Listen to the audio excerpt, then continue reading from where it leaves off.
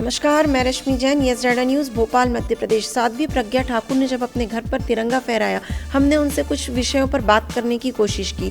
जब हमने उनसे जानने की कोशिश की कि विपक्ष में कांग्रेसियों के द्वारा जो समर्थन किया जा रहा है किसानों का, तो इस पर उनका क्या कहना है। उन्होंने अपनी राय में कहा कि ये वो लोग हैं जो सिर्फ और सिर्फ विद्रोह फैला रहे हैं, आंदोलन कर रहे हैं। ये ऐसे लोगों की बातें हैं जो अपने बच्चों को तो विदेश में पढ़ने भेज देते हैं और प्रधानमंत्री बनने का सपना देखते हैं। आखिर राष्ट्रहित की भावना है तो देश में रहकर सेवा करना चाहिए, ऐसा साध्वी प्रज्ञा ठाकुर ने कहा।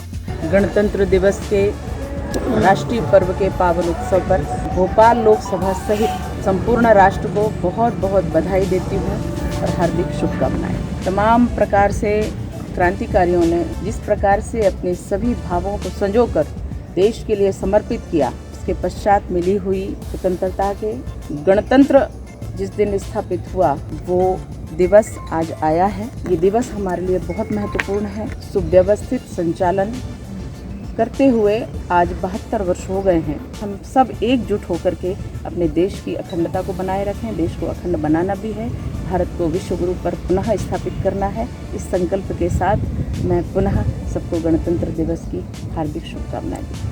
जो अपनी मनोभावों किसान के प्रति संवेदना रखते हुए जो लोग भी आंदोलन कर रहे हैं, आंदोलन करने का सबको अधिकार है और अपनी बात कहने का सबको अधिकार है, परंतु जिस प्रकार से उसमें वामपंथी और देश विरोधी कुछ लोग अपनी कुत्सित मानसिकता पूरी कर रहे हैं, उनको मैं लानत देती हूँ, उनकी मैं आलोचना करती हूँ।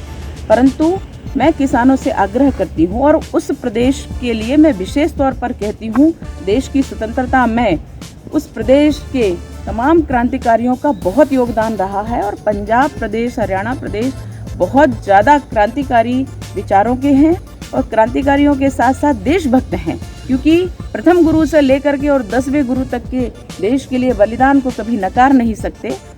वो प्रदेश के समस्त लोग देशवासी, समस्त प्रदेशवासी देशभक्त हैं, इसलिए आज वो किसी भी प्रकार से देश के विरुद्ध तो कोई कार्य नहीं कर सकते, परंतु उनके बीच में जो सम्मिलित हैं उनसे मैं देश को आगाह करती हूँ कि ऐसी विकृत मानसिकता के लोग जो किसान आंदोलनों के बीच में घुस करके जो भी देश को हानि पहुंचाने का प्रयास करना चाहते हैं, हम सबकी देशभक्ति उनको नकारे। किसानों को अपनी बात कहने का अधिकार है, वो निश्चित रूप से अपना प्रयास कर रहे हैं और बैठ के बात होगी तभी ये सब संभावनाएं पूरी होती हैं। उनकी भी जो भी अपनी डिमांड है उनकी वो अपनी कर रहे हैं और करना भी चाहिए और बैठकर ही इसका समाधान होगा, क्योंकि ये देश अपना है, हम सबका है और ये देश में इसी तरह से गतिविधियां चलती हैं। आगे उन्होंने अपने बयान में कहा कि शहर में कई जगहों के नाम लोगों के मरने की याद दिलाते हैं, हलाली की याद दिलाते हैं, जैसे हलालपुरा बस स्टैंड, हलाली डैम और दूसरा एक और नाम है जैसे लाल घाटी, जहां पर रक्त बहे, लाल खून बहा लोगों का। इस तरीके की संज्ञा की याद दिलाते हैं, तो इन नामों को सबसे पहले बदल देना चाहिए और भविष्य में इन जगहों के नामों को इतिहास के कई सुंदर नामों से बदल देना चाहिए।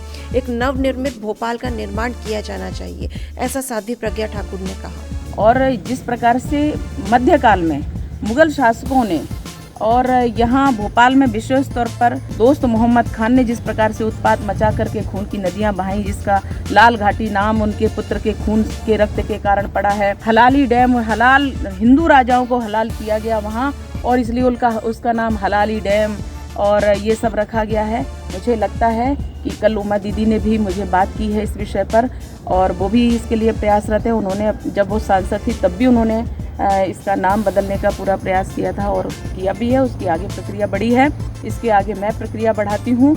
लाल घाटी, हलाली बस स्टैंड, हलाली डैम, ये सब नाम बदल करके जो वास्तव में इतिहास है भारत का, वो इतिहास पुनर्स्थापित होगा और बहुत अच्छे नामों के साथ, ऐतिहासिक क्रांतिवीरों के नामों के साथ ये भोपाल फिर से स्थापित हो रहा है और नव भोपाल का स्वरूप बड़ा ही सुंदर होगा। इसी श्रृंखला में साध्वी प्रज्ञा ठाकुर ने 10 नंबर मार्केट पर भी ध्वजारोहण किया और व्यापारी संघ ने उनका आभार व्यक्त किया। कैमरा पर्सन अजय के साथ मैं Rashmi Jain, yes data news Bhopal.